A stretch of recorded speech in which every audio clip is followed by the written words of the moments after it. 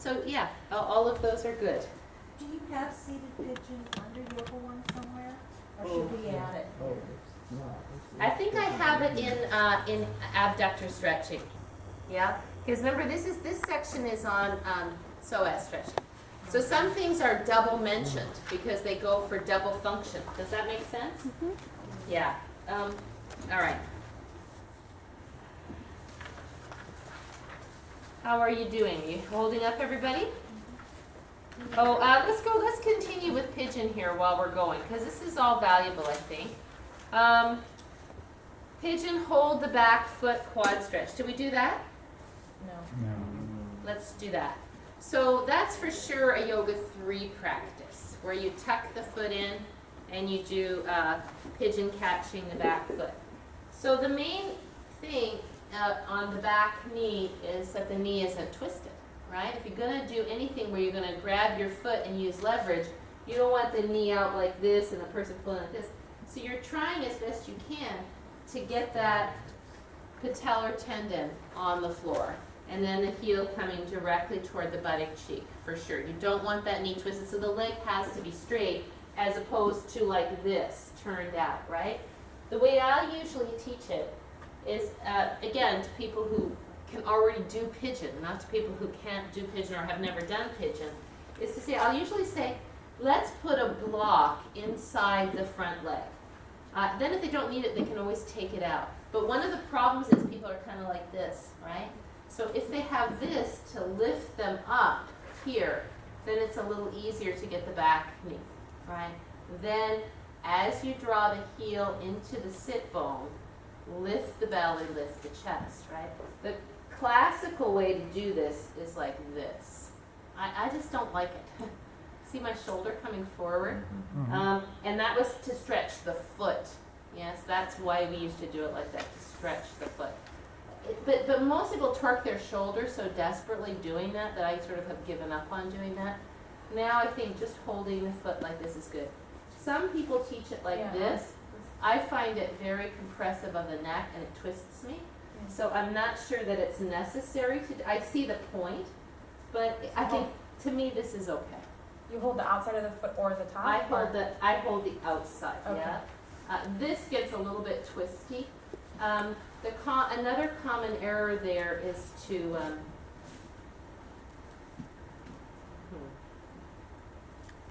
well, to sink is one. Your front knee isn't perpendicular to your body. It doesn't matter.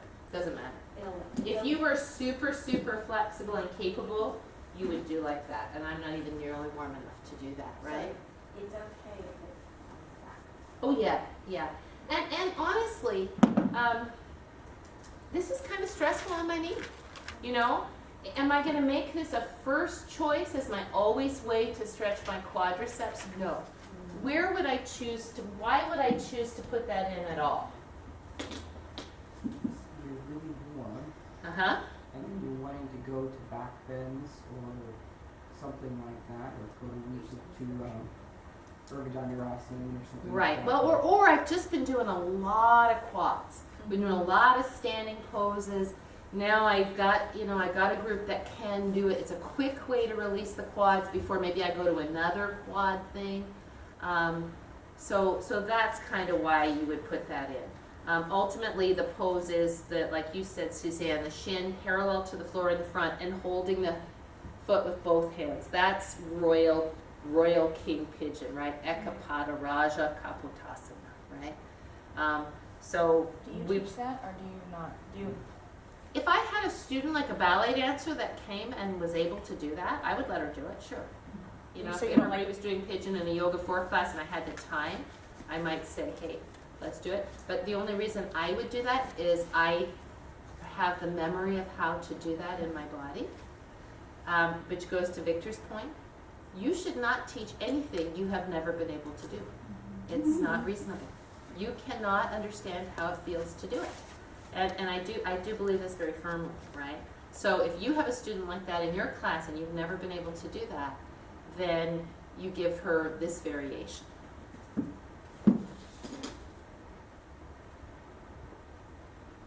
Right? That's fine. Right? Because if you start grabbing her arms and reaching her back, you know, it's not really reasonable. Does that make sense? Right? Because where would I, just for fun, if there was a young girl like that and she didn't really know how to do it and I was going to help her, where would I hold her to help her find her foot as she lifts up and looks back? I hold her at the ribs. So hold her at the ribs, then she has the freedom to go, because this is the wiggly part, right? And if she falls off it, she can twist her knee and hurt her meniscus. So there's a lot of risk in those kinds of things. And since, you know, we're not trying to get our pictures in a magazine, I'm not sure how valuable that is. Although, again, if it's a dancer and they want to learn how to do it for their dancing, that's kind of a good thing. All right, so those are that's kind of the end point of pigeon, right? Supta Virasana prep with hip lift. That could be. Well, I still kind of want to get to the end of practice. Maybe we should do that when we're doing some kind of. Does everybody know what Supta Virasana prep is? Do you know what Supta Virasana is? Do you know what Virasana is? This is Virasana. So Supta would be Virasana on the back, right? So you'll see people laying down, I'm not going to do it, laying down on their backs like this, which if you're young and flexible is no big deal. I mean, I've done it all my life. It's no big deal, right? Now that I have shredded menisci, I won't do it. I could still right now lay down and do that, but I would feel it in my meniscus, so I'm not going to do that any longer. However, sitting on a block, taking maybe 2 blocks behind you, sometimes I teach this with 2 blocks behind, and having people use this foot to press up and feel the hip stretch. I remember having some football players do this, and they loved this. They had their hands on a chair and doing that because their quads were so dense that it was a way that they could get in there, yeah? So this is okay. The risk with this is shoulders and neck, right? So, you know, are there other ways to stretch this that are safer? Probably, yeah? If you're in a Yoga 3 or Yoga 4 class, we do it with a bolster where we lay back one leg at a time and support that and stretch the frontal hip. So when you come to those classes, remind me of that and I will do that, yeah? Okay. Let's go on to the end. Let's just keep going down this sheet. Okay, we're going to take a little break here in a sec. I just want to mark the things. We haven't done Dhanurasana bow pose or side bow. We haven't done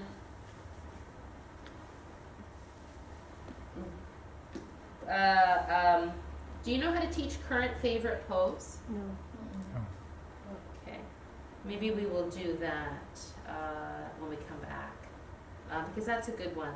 And it's something you can do in Yoga 3 classes and sometimes even in Yoga 2 classes. Yeah? Do you know? For a long time. It's a Sanskrit translation. I mean, I've heard it, but I don't understand. No, we just named it that a long time ago, and for a while it was like my very favorite thing to do. And you did it every single class. And I did it every single class, so we just called it the current favorite Yeah. stretch, and now I've kind of stuck. And it's kind of fun to have those things, you know. Which one is it? The one on It's the the wall. one where you're kneeling and you have your foot up the wall. Yeah. So why don't we do when we come back? Yeah. And see how Anthony is doing it. Like I would not do that. But he can do it because he's young. Let's do that when we come back, and let's do the progressions from kneeling crescent with the blanket to hamstring stretch. I think we did hamstring stretch, but it'd be good for us to do that anyway, right? Because that's something you would actually teach. Okay, let's do that. We'll take a little break. I'm going to slide forward a bit, Anthony, a little bit further forward from the wall, because we're going to slide this blanket back, right? So we want lots of room behind our mat. So we're kneeling on the blanket with both knees. Is this Yoga 1? Probably not. So many people in Yoga 1 have, hang on one second, sit for a sec. So many people in Yoga 1 have knee issues where already kneeling is a big deal. Could it be Yoga 1 for young people who are just learning how to stretch this? Yes. But in general, in our classes in Yoga 1, this isn't something I would probably do. I would stretch the hip flexors and the quads with the hips up on the blanket or on a block, or I would lay on the belly and stretch, or I would do rolling bridge, or I would do quad stretch, and I would do standing crescent pose as Yoga 1 things. I probably wouldn't do this. Okay, so with hands on blocks and kneeling, if you would, pull the chest forward and the shoulder blades back and down, breathe in. And remember, you want your blanket on the mat, not on the mat, but behind the mat, so that you can slide your blanket back. Right, not on the mat, but behind the mat so that we can slide the blanket back, yeah? Okay, so let's step the left foot through if you would. And our intention now is gonna be to stretch the front of this right thigh. So walk your blocks forward just a little bit. Turn your back toe like you're gonna do a high lunge. And walk your foot back just a little bit more to place the back knee down above your kneecap, not on your kneecap. So now that right thigh bone is coming down toward the floor, and we're stretching the right frontal hip. From here, what I like to do is walk the blocks forward and lay the torso so that your left rib cage is kind of on your left thigh. Then reach your right arm and let your head hang. And in this way, we let the right thigh bone just hang. Yes, do you feel a stretch in the front of the right hip? Yeah. So now we're not forcing, we've got support for our back. Why do I have my arm up? Why not just have the hand on the floor? Extending with the extension of the right. Wait for the iliopsoas. Because it's gonna bring you down. It gets more of the top of the iliopsoas, right? Because the iliopsoas comes all the way up to the mid-back. So in the same way when I'm standing up, if I lift my arms up high, I stretch my iliopsoas. When I reach this arm forward, I stretch the top of the iliopsoas a little bit more. So we hang out here for a while. Then we walk the blocks back so they're close to the hip. The foot is directly underneath the knee because we want a good stable support here. This is kneeling crescent pose, right? So in crescent pose, we'd be doing the same thing, only we would have our knee off the floor. Yeah? So our intention now is just like crescent pose to lift the belly up off the spine, to use the belly for it to support, but to, in here, because we're kneeling, letting that thigh bone hang just a little bit. So we don't want to feel like we're leaning into the thigh, but lifting up away from the thigh. Everybody feels a stretch in the right frontal hip? Yeah? This would be not good for somebody who had a lumbar spine compression. We wouldn't have them do this. So right arm can grow up out of the side waist if you want to. If that feels like it's too much, keep both hands on the blocks. Why are we reaching the arm up? Increases iliopsoas. You could put your left hand on your left thigh and without coming up any higher, create just a little downward pressure with the hand on the thigh. This helps to lift the left hip bone up off the left thigh just a little bit so you're not compressing, right? Stage 3 for Yoga 3 students might be both arms up. Stage 4 would be a back bend. Is the pelvis neutral? Great question. Come on all the way up. I'll answer in a sec.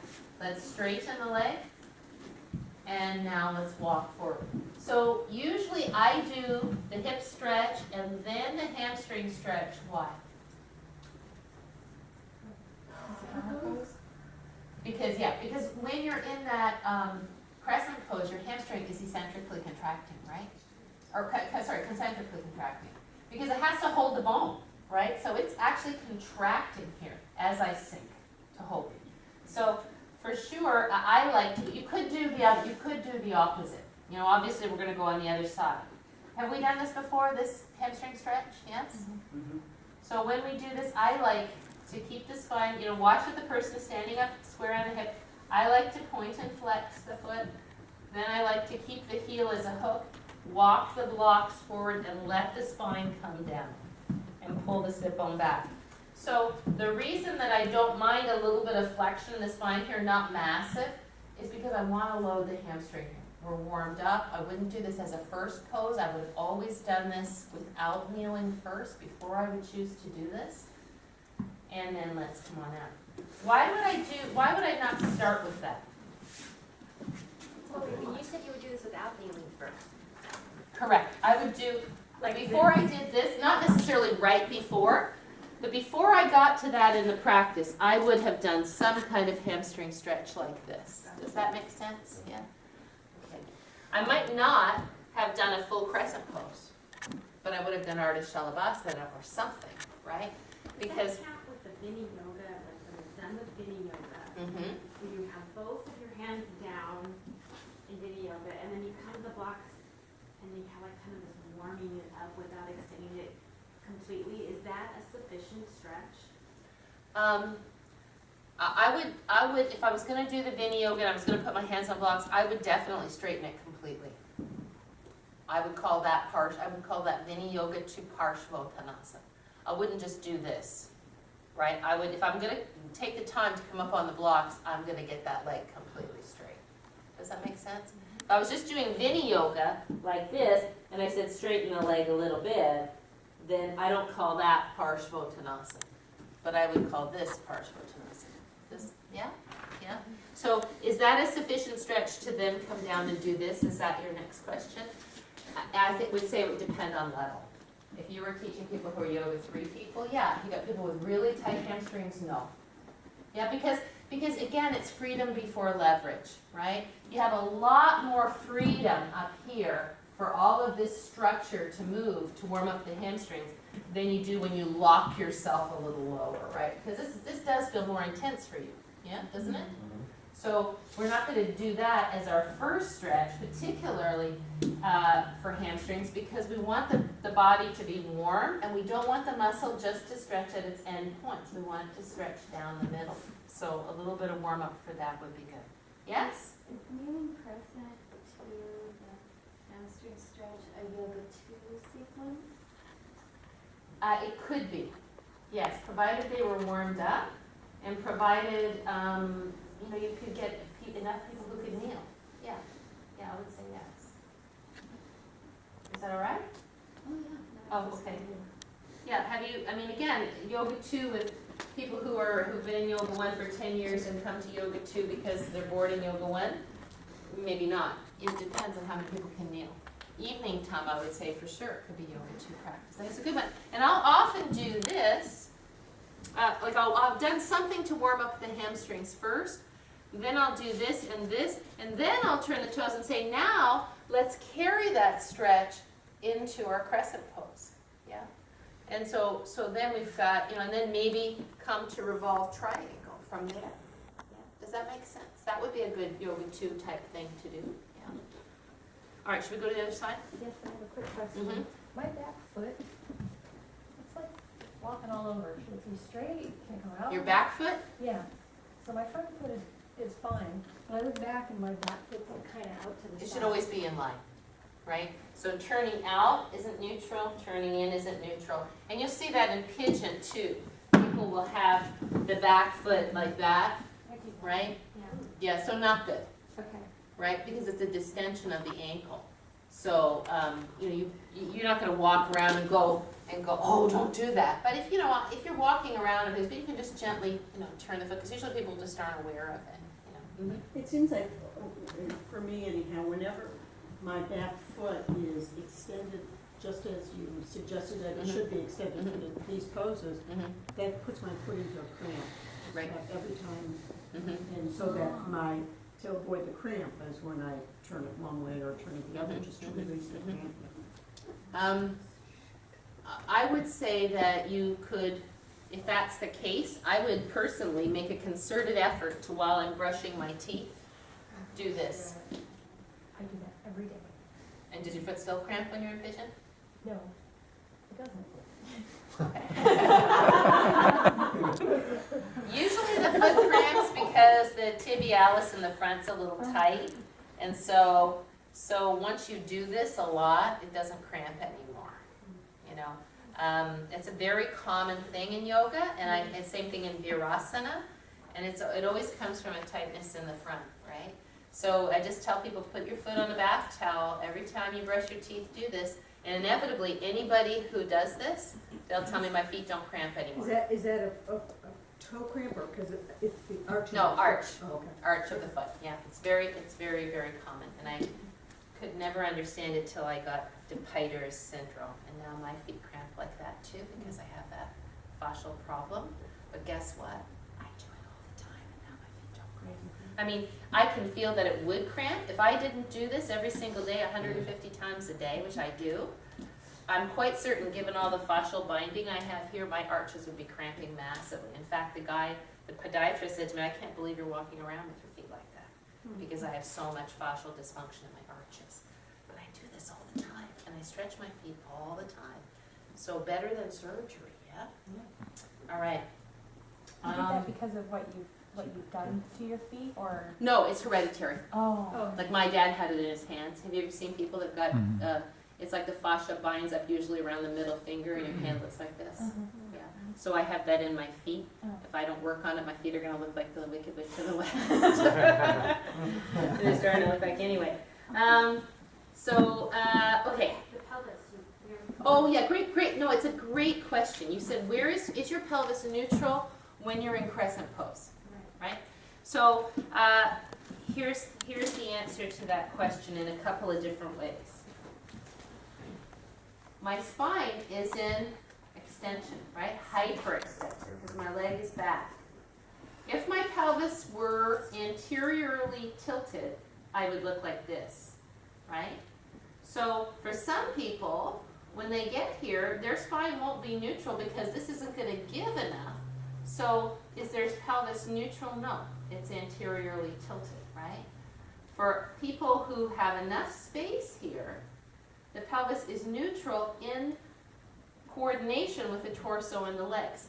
So it's the same thing as this. Is my pelvis neutral here in relation to my spine and my legs? Yes. Right?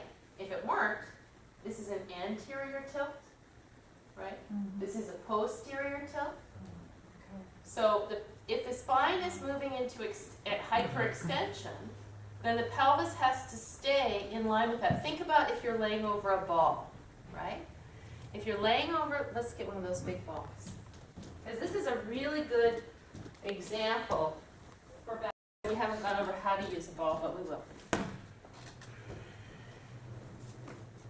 If I'm doing this, is my pelvis anteriorly forward tilted or backward tilted?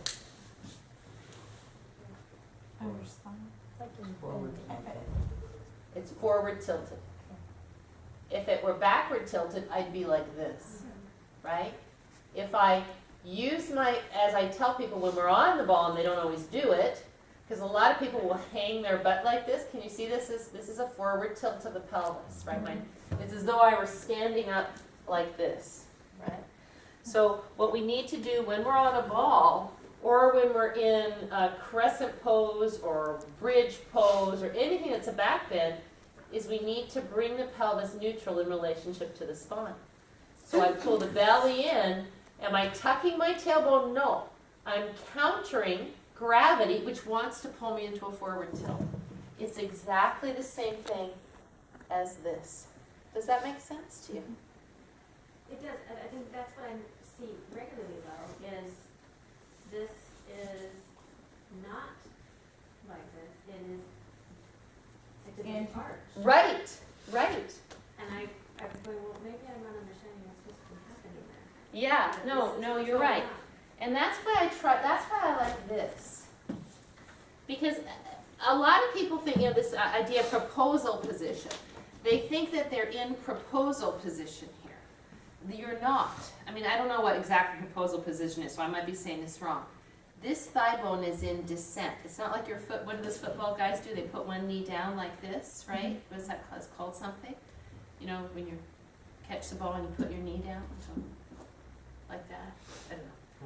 Nobody watches football. I don't know. It's called something when you do that. This isn't the position.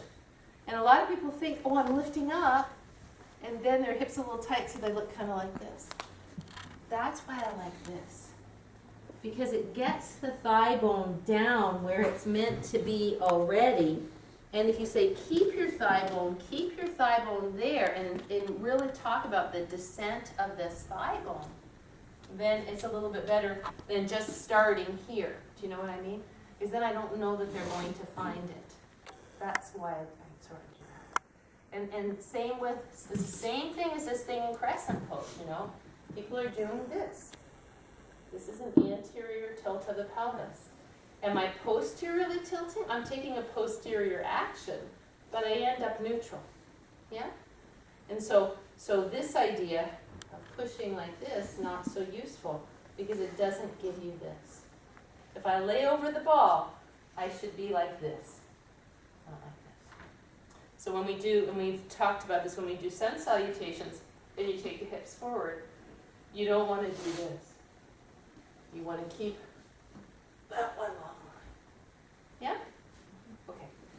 And if you're going to ask people to do this, what do you have to do? This kind of sun salutation, what do you have to do first? Open. Open the hip flexors. Open the hip flexors a little bit first, which is why in power yoga on Saturday mornings, before we start doing, we start like this, but we do Ardha Shalabhasana pretty quick. So we do revolved high lunge, which stretches the hip flexors.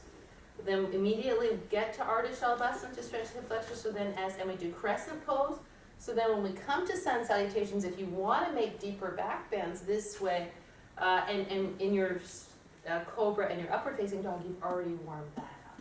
Yeah? Does that make sense? Okay. Audrey, the way we teach Ardha Shalabhasana, it doesn't really open me up at all.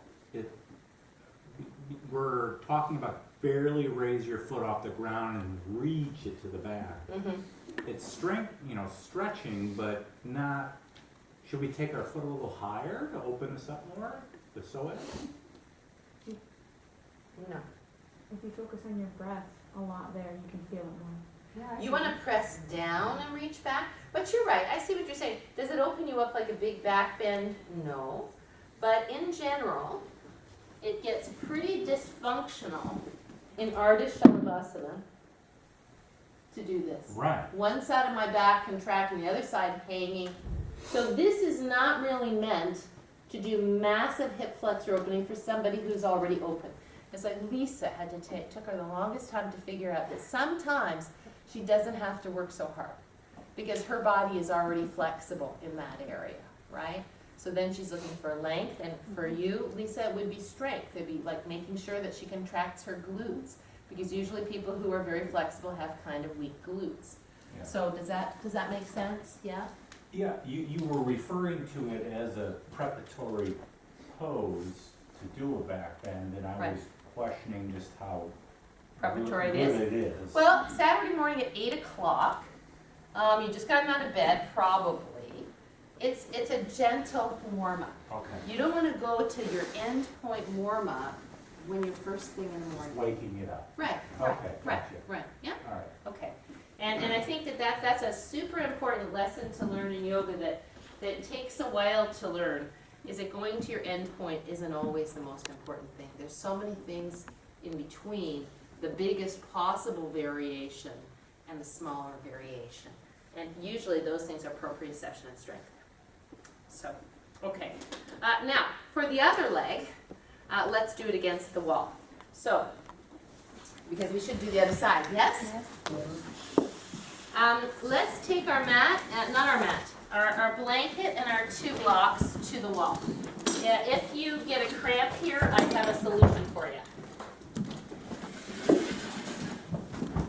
I'm going to give you that variation right now. Can I use Dawn your mat Sure. for a sec? Go right ahead. Come on over to this wall if you don't mind. Talking to all of us? No mat. Yeah, everybody. We're going to do the other leg. Just blanket and 2 blocks. We'll do current favorite stretch now. No mat. No mat. Right? I'm only putting the mat here for some people. Well, I can even do it without a mat. Okay. Yeah. So let's be clear. Current favorite stretch with foot up the wall for me is not a yoga 2 pose. it's a yoga 3 pose, right? Now, I'm not saying that one of our teachers might choose to do it in their class, because maybe most of their students in that particular day are yoga 3 students, even though it's a yoga 2 class, right? So, but why would I consider this putting your foot up the wall thing more vigorous than not putting your foot up the wall? Thank you. Oh, good. Yeah. So as soon as we add that leverage, it adds more force into the joint, right? So you certainly don't want anybody who has knee problems to be putting their foot up the wall and doing this practice, right? Unless, like I have knee problems, but my knees are okay, right? I mean, some people have had knee meniscus surgery, but this is fine for them. They don't have any current issues. And as long as they don't twist their knee, it's going to be fine. So let me just show you this before you do it. Which leg did we just do? We stretched We're out our right on leg. left leg back. Left leg back, so we should have right leg back. Okay, so I start the same way. I have them slide the blanket back with the foot up on the wall, and then I have them make sure that they're above the knee. Because there's no way to really get there from here, except that's why I don't like the blanket on the mat. Because if the blanket's on the mat, people end up here on the top of their kneecap, rather than sliding back to get above the kneecap, yes? And I start the same way. I do the same thing here, hang out a little bit, walk the blocks up, stay here a little bit, lift up, hand on your thigh maybe. All of these become optional. This could be the place you stay. This could be the place you stay. At any point, you can stop there, right? We're just add on for people to whom it's accessible, right? Oh, see how I have that blanket? I'm going, why is my knee hurting? I like a double blanket. Okay, so the stages would be here, here. From here, there's this, right? Then there's this, slide this back. You really have to have safe knees here. This one can hurt you because you're bearing weight right down on your knee, right? So you definitely want to make sure the person is safe. Now I have to pull my knee out a little bit to stand up on it. Here, I want to contract the glute. Why? To lift this up, right? Then here. Now a lot of people can get their butt all the way to their heel. So they could come all the way to the wall. Common error is to be like this. Why is this not good? Wrong side. And why is it the wrong side? Because your intention is to stretch your iliopsoas. Right. Because the arm lifts the ribs, lifts the spine, lifts the top of the iliopsoas. That's why that arm is up, right? Then stage 2, I like to do this one, where you let the hip come forward. Now see how my knee is going past my ankle? That's okay. So that's where knee past the ankle is okay. With people like Francine, people who are students for whom this position is okay. If you're going to catch your foot back here like this, your foot here is going to be here, right? It's not going to be here because it won't get there from there. You need to narrow the circumference so that you can get that. Does that make sense? So there are a few times when your knee passes your ankle in this kind of a lunge. Where is another place in standing poses your knee passes your ankle? Going to Ardha Chandrasana. Right, going to Ardha Chandrasana. So, and squatting, right? Any kind of squatting, your knee goes past your ankle. So let's do this one and see how it feels. Oh, I know what I wanted to say. If you have somebody and they say, oh my gosh, there's no way I can put my foot up on the wall. You can for sure put a blanket behind their foot, but this also works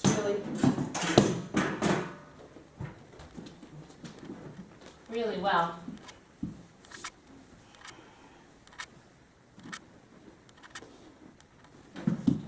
Yeah, see?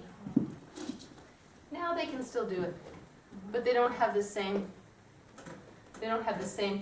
force in the foot. Does that make sense? Mm-hmm. So if it's somebody whose only problem is foot cramping, this is a great solution to that problem. Does that make sense? If it's somebody who's got so many problems that they can't even get into this position, then this is pretty advanced, right? All right, so can we try? let's have our blanket available. Our left knee will be on the blanket and our hands will be on the blocks, our foot up the wall, or if you, Sissy, if you want to put your foot on the chair, you can. I want to try it first. Okay, all right. And then you slide your knee back and allow the head of your left thigh bone to come down. Walk your left block forward, walk both blocks forward. Walk your left block forward in particular, and lay your left femur as close to the floor as it can get. That's it. If you can reach that right arm up, go ahead. If that doesn't feel available to you, don't. Should your spine be an extension or flexion here? Extensions. As best you can, extension. A little bit of upper back flexion is okay. Yeah, and watch that the right knee doesn't migrate too far to the right. If it does, what can happen? SI joint dysfunction, right? Right SI joint. So do you feel the head of your thigh bone stretching here? I mean, do you feel the quadricep stretching here? So again, if you pull the bottom ribs forward more, bring the upper back more into extension, then you're going to get a little bit more stretch of that iliopsoas. As soon as the back rounds, go ahead, do it. You'll feel less in the left frontal hip, right? The hip will start to rise. Okay, walk blocks back. Using the belly to support the spine, lift the torso as though you're trying to lift it right off your right thigh. If you feel safe and you want to, you can put your right hand on your right thigh, push down onto your right thigh, and take the left arm up. So now we're doing as much as we can to sink the left thigh down. Sink the left thigh, but lift the torso up. You're at stage 3 already. You're still sinking. We're still sinking. That's it. Stage 3 would be right arm up. If you feel safe and comfortable, sinking the left hip, lift up and reach back. This is one place where I would say if you feel comfortable. Only if you feel comfortable here would you even attempt this, especially if you're not warm. Bend that right knee anymore. That's it. Then hands come down to the blocks, long spine. Slide your knee back closer to the wall. Walk your right leg a little closer to the wall. Lift your chest up. Left hand on your left thigh if you want to. If it feels safe on your left knee, grow the right arm straight up. And bring your left buttock cheek as close to your left heel as you can. There you go. Yeah. Now we're not super warm, so if this doesn't feel safe, don't do it. Yeah? Now with that lift, and I'm kind of doing the speed version, I would do this slower. Press the left thigh toward me and reach up. Boom. That's it. Press the head of that left thigh bone toward me. Press your hips away from the wall. Yeah, and then lean back. And that will be a big stretch of the iliacus, yeah? Good, thank you. Come on out. So that's really, really big. Yeah, so slowly flex the spine and hands down and slide the blanket out. But do you see why I don't like the mat? I mean, I really like that you get some movement there because especially with this, you really don't want to be locked in your knee and then your torso moves and your knee can't move. If the knee can move, it's probably safer. Yeah? All right, so that's that one. Current favorite stretch. I'm going to go to chest stretch so that then we can go to side plank. Are you telling me, Barry, that you don't know how to teach clock face? No, I mean that honestly. Do you need some review on that? Or were you just using that as an example? I was just using that as an example. Okay. So we don't need to really review clock face. Okay. Well, side plank, Right.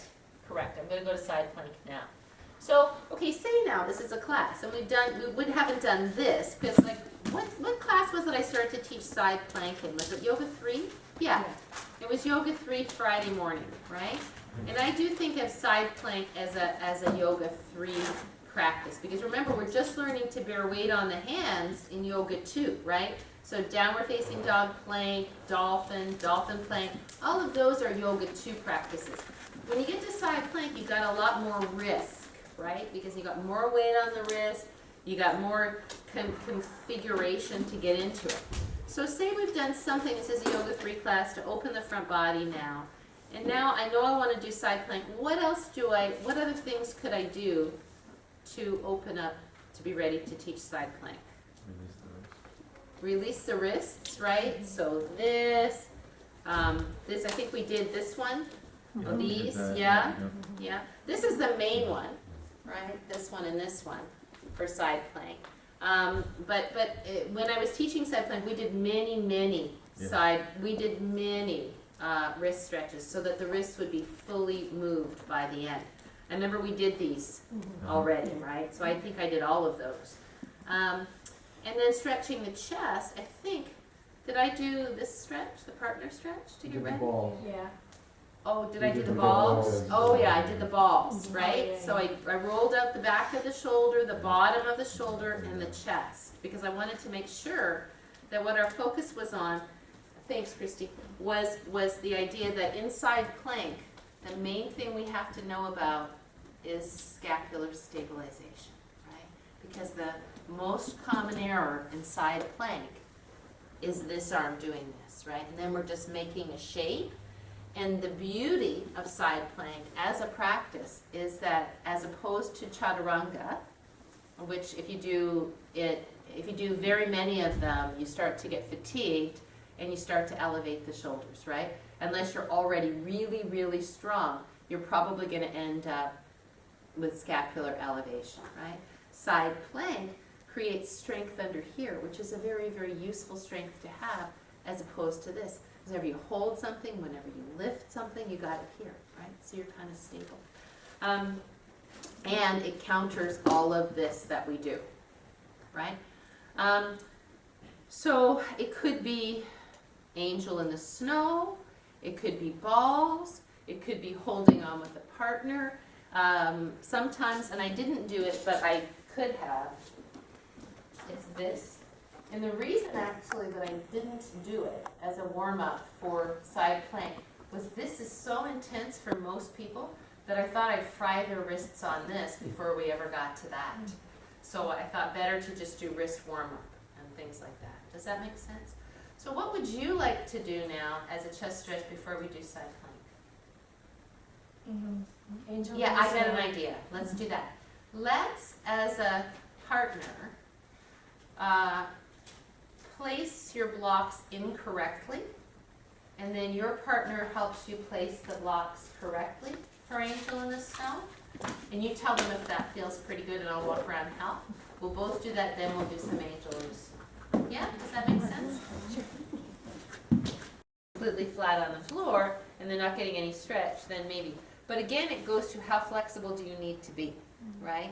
So sometimes I do this, sometimes I don't. Pat's question about the head, and again, rather than showing it as I'm just doing it for time's sake. If somebody has a really long neck and their head on here looks like it's like this, it's not so good. Then they might have this a little lower. For me, this makes me more ribby. Can you see that? So now, for me, this isn't so useful. I like to come up a little bit. As soon as my head comes up a little bit, my ribs come down, right? So now I'm calmer here. We don't want the head back like this. We don't want it shoved like that. It should be just like there's a nice ripe peach right here. Not a grapefruit, not a cherry. Yeah? That's the way I explain it. All right? Does that make sense? So a long neck would be better with a flat block. You'll see if the person looks like they're on the block and they're incorrect position and they look like their head is like this, often a little lower will help them extend their neck. Oh. Yeah? Does that make sense? Yeah, Yes. but and the backs, the block that's behind your back should be At the- below your shoulders. It should be at the base of the shoulder blades, not underneath the shoulder blades, because can you see what happens? Now my shoulder blades are hanging in midair. They shouldn't hang in midair. The base of the shoulder blades should be pinned, right? And they will move. They will move. You'll feel them move here, but at the beginning, they're pinned. But then, as the arm comes up, the shoulder blade will move to the side to accommodate the arm. Does everybody knows how shoulder blades move, like bells, right? Do we need to see Mr. Boney? No. Do you know what I'm talking about? All right. Oh, that's a good question. Glenohumeral rhythm, that's it. Somebody still experiencing back pain, if their blocks are properly set up, can you just have them bend their knees like this? Or does that Yes. defeat the purpose? Yes. And for some people who have back pain, this is just not good. Or some people have neck pain, this is just not good. So what do you do if that's the case? Just lie back on the floor? Do Without the blocks? Yeah, without the blocks, just do. yeah, I mean, like somebody with neck pain sometimes is bringing their arms up like this, not so good. I used to teach this as a practice. I don't teach it anymore because I had 2 people tweak their shoulders doing this. Oh, really? Because I mean, everybody is so tight through here now that you just have to turn this kind of the wrong way and you can tweak. So now I do it and my palms are starting to face one another somewhere in here. Somewhere in here the palms are starting to face one another and it'll be very individual. That's why we don't come up and go like this, right? So. Isn't that a wrap at the end? Do you wrap? Yeah. Do you wrap? Yes, all the way straight back. Right, but he's saying like not palms up all the way up over your head, and I would say that's correct. But I don't tell them exactly when. It's once you get to the T, then you lift up high and you find the range of motion that works for you. And if the person is doing this, then you come and you show them to do the wrap. And maybe you demonstrate that first if you're teaching it for the first time. Does that make sense? Yeah. Did it just do the roll to run these along the floor? Yep. Okay, so now it's not. You can. I take them on the floor to the T. To the T, and Yeah, then. and then lift them up and then over. And over. Right. And I just wonder if it, I mean, I've been teaching clock face, this Angel in the Snow probably since 1989. How come I never had anybody tweak their shoulders till 2 years ago, 3 years ago? Too much, like this. More there's no computers in 1989, you know, and never had anybody tweak their shoulder. So it's kind of interesting to me. Cell phone. Yeah, but it's just interesting to me. So, you know, one time could be a fluke. 2 people, I have to really pay attention and say there's something that is dangerous here, you know. And there are times when that the knees or the legs aren't extended and they're actually bent instead. If you have a back issue, that it doesn't feel good to do that. So it's not necessarily taught that way, it's only if there's an accommodation. Right. Because when people bend their knees, they will tend to arch their back more, right? If their legs are straight, and then you say lift your tailbone up and lay it as flat as you can, you get more space. Knees bent, people tend to do this. They sit on their tailbone and arch. So even if I have them bend their knees, I'll say tuck your tailbone. This is an example where I would say tuck, because I want them to lift it up and tuck it under, then lay it down. Does that make sense? Yeah. What's the point of crossing the toes? To take the legs inward as opposed to outside where now you have SI dysfunction, right? So you don't have to cross the toes, but when you cross the toes, the legs roll inward and spread the piriformis, spread the SI. In any situation, unless we're in Shavasana where we're completely supported, we're at the end of the class, the legs don't turn out, right? Because that's taking the ilium and doing this. Does that make sense? Yeah. So that's the thing on that. Yes. Is a bolster using this at all, or am I forgetting? I usually don't. I might use pretend this is a bolster. I might use a bolster. Thanks. If I'm good, and we're gonna get to bolsters down the road here. The problem with the bolster is it's usually too archy. So then you end up having people sitting on blankets, and then they have to put something else underneath their knees to get this. So it's a big configuration, right? But say the person just has a back problem where this doesn't feel good. I might have them do this. And a blanket, or pretend I have another blanket.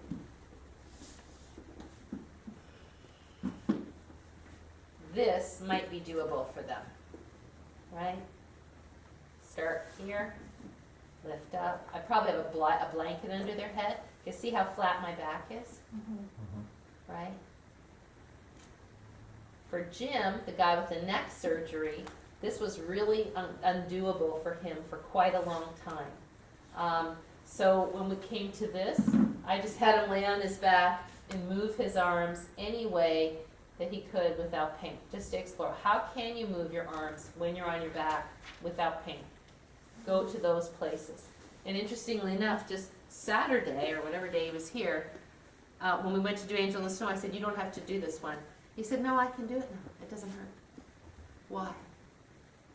He stretched his chest out. now that he's been coming to yoga, you know, he's not getting so much pressure when the arms are taken by gravity.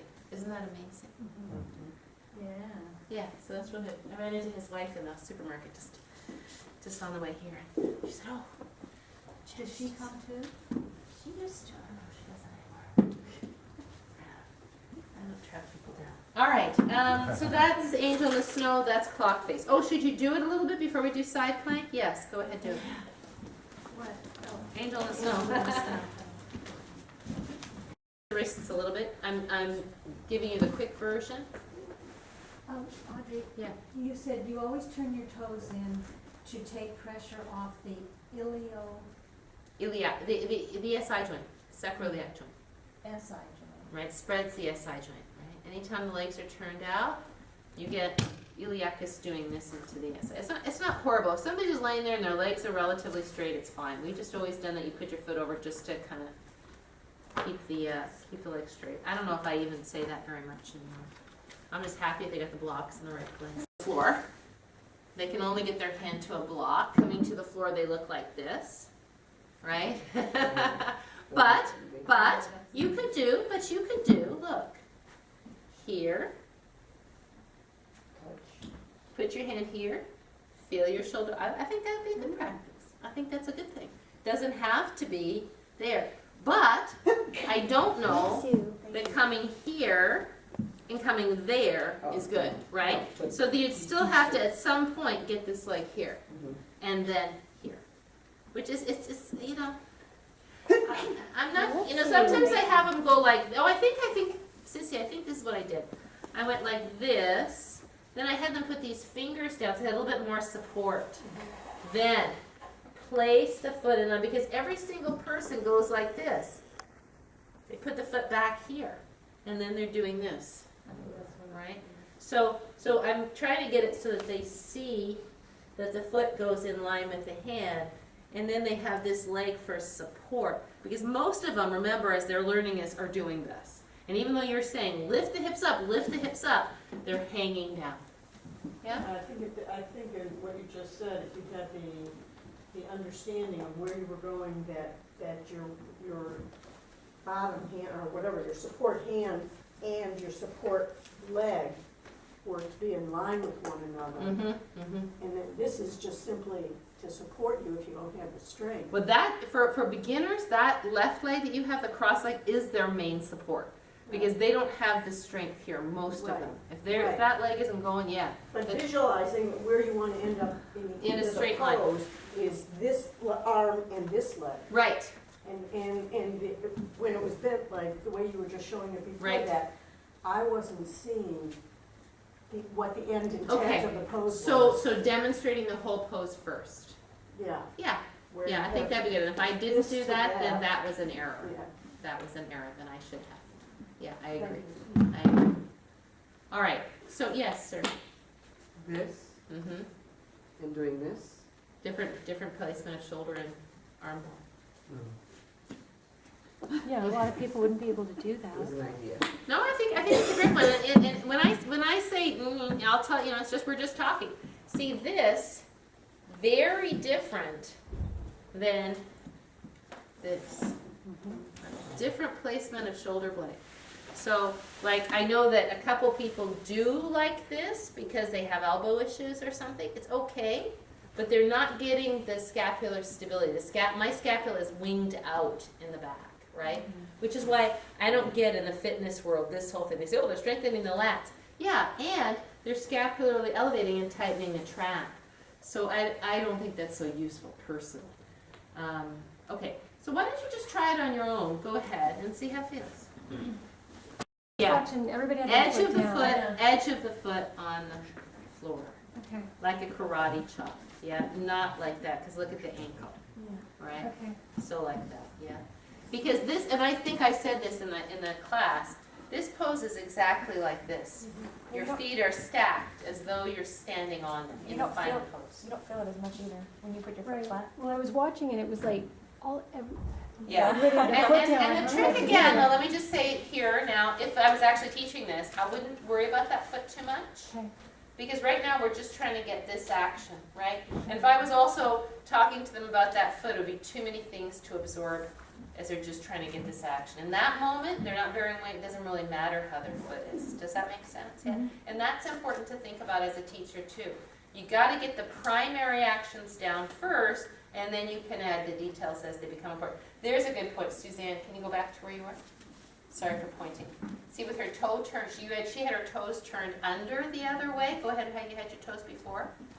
She had her toes like this. So that's not so useful. We would want to say extend the ankle so that the toenails are flat on the floor and the front of the ankle is flat on the floor. So stretch your toes out behind you on your right leg.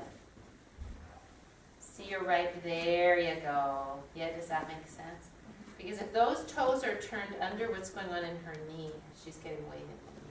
Right? All right, let's go to the other side. Okay, so now we're adding on. We would have done that on both sides. We would have released our wrists. We would have done all that stuff. Now from here, let's step the right foot toward the window. So your right toes are pointing straight toward the window. And your right foot is going to be very active here.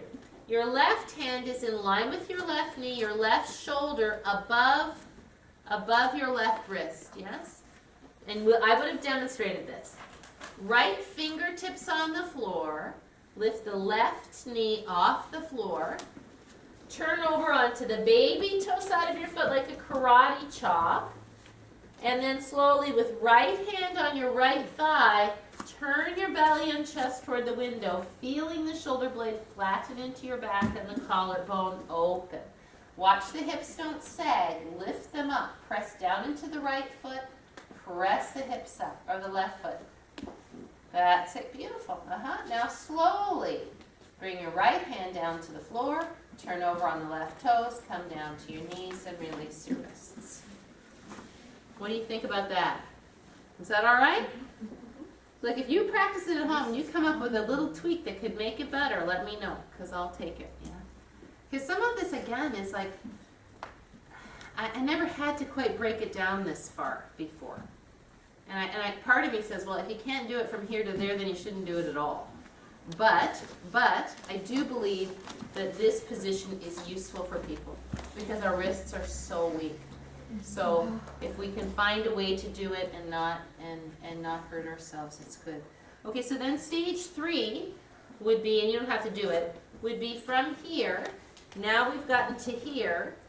Now we can pick this foot up, or maybe by then, Victor, maybe we would be able to come from plank, turn over on the edge of the foot, and stack.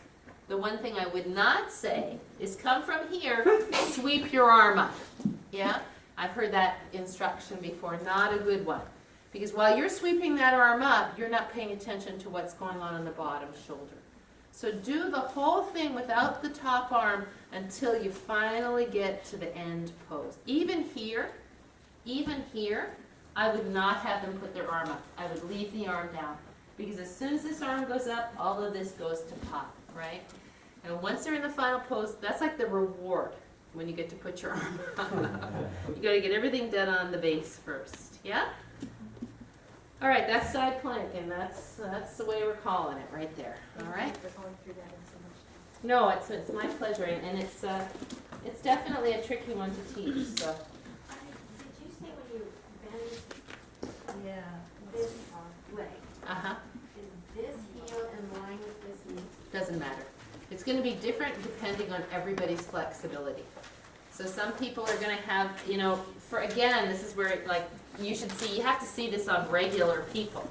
And I invite you, if you're in a class and I teach this, don't do it. Watch people. Because you'll see that people can't even get their foot over. They're kind of like this. So then I'm going to put your foot over here more. So like exactly where I don't care. The goal is just for their foot to be Another post. before they reach back that foot and turn it to the side. Right. Okay. And Victor, I gotta tell you, maybe that's a better way. I have to think about it. I'm gonna try it, I think, just for fun. I'm gonna try it in a Yoga 3 class and just see. Well, the funny thing was Darcy did it this morning, Mm-hmm. and she did the other one. When you taught it straight up, I said, So that's kind of more efficient, Mhm, because mhm. it goes right to where you want to be, and you're Mhm, lined up, you're not, mhm. you're not trying to figure out how to line up, because you are lined up. But this is And yoga then we free did this flow. morning, was the old way, they did it, so that kind of works too, so. Yeah, yeah, well, and in yoga free flow, again, when you come to a flow class, you're assuming that everybody has a skill to do what you're asking them to do. So, in a flow class, you might go directly to it, right? I'm talking about teaching it for people who have never done it before, and that's a tricky thing. It's and the thing is with this, to me, it's riskier. Now I got all this weight coming into the shoulder, so it's kind of 6 and a half dozen Yeah, of this you. morning you efficiently taught, I got it. put your leg out. I'm serious. You efficiently taught that. Teach them How was to that comfortably weight to bearing on get the wrist? exactly what, whether you want the arm back here, talk about the shoulders. I can practice feeling the pose with no strain at all. And then when you're ready, just lift your hips up. Oh. Huh. Are you on a block? Is that what you're doing? It's on her. It's I on have a your double fingers. holster. You're doing something He's like totally wrong when you're like, oh, with the bolster, oh, I didn't see the bolster. It's really fun. We can talk about Just it. thinking. We can look at our arm, experiment with the hand. I think it's a kind of interesting idea. And we already have our feet, we can look and check our alignment. But there's not enough bolsters. Well, no, I don't think it's a bad idea. I think, stuff like that's always a good possibility, right? As long as and then they lift up off the bolster, That's it. right? Yeah, I'll try that. It's a I small think- movement instead of a very big one. Yeah, Yeah. yeah. How would it work if you put two blocks underneath the bolster, so you didn't have to use two bolsters? Would that bring it? Oh, there you go. There's another possibility. Yeah. I think that's a great idea. I go for that. All right. Okay, I want to get a drink of water, so let's take a not even 5 minute break, 3 minute break.